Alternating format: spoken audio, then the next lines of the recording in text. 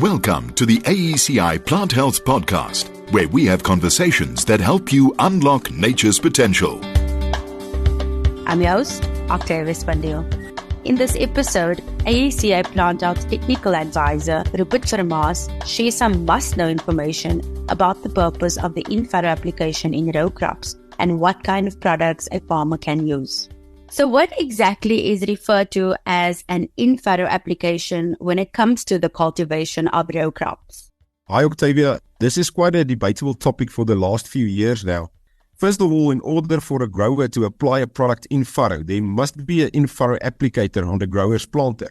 Most of the new age planters has got options for in-furrow applicators that can be fitted onto planters. In-furrow applications are becoming more relevant in the modern agricultural way of thinking. In-furrow applications is the application of a product or combination of products, which I will elaborate on later, which is applied by the planter in the planting furrow during the planting process. The positioning of an in-furrow application can either be in the seed furrow next to the seeds, and in some instances, for example, with inoculants, it can be directly on top of the seeds, or it can be slightly away from the seed furrow, depending on what type of products are being applied and what the purpose of the applied product is.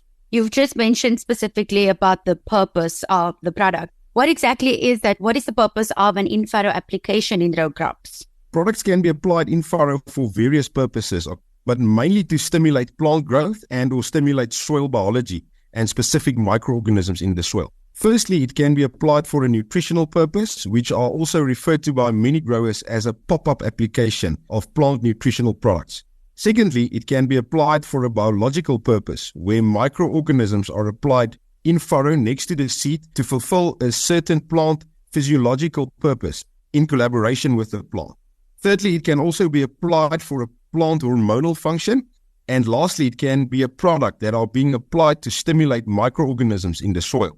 At the end of the day, the grower wants a faster germinating plant and a stronger seedling with a larger root system to better take up nutrients and to quicker start to photosynthesize and produce sugars in order to become a healthier plant with a better natural resistance and with a good potential for a good yield.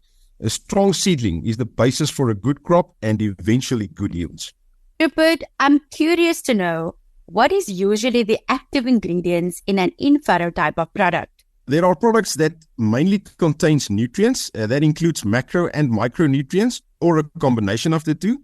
There are also a wide range of biological products that mainly contains funguses and bacteria or a combination of microorganisms, with each of them having their own function in the soil or in collaboration with the plant. Then there are also products that contain plant hormones like auxins, cytokinins, brasinosteroids, fluorotannins, etc. An example of such a product is a kelp type of product. There are also organic products that contains organic substances such as humic or fulvic acids, which serves as food for microorganisms and are mainly applied to stimulate microorganism activity. Then lastly, there are products that are a combination of all of the above mentioned active ingredients. So does the application of an in-furrow product replace a fertilizer though?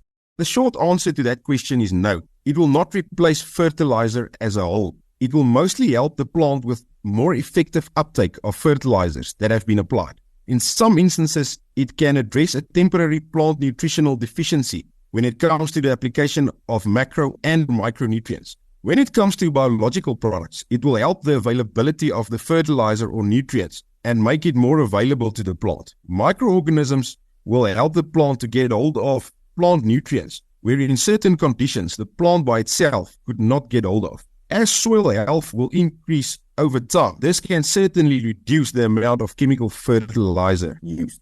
So if a producer wants to do an in-furrow application during planting, how does he or she determine what type of products to use?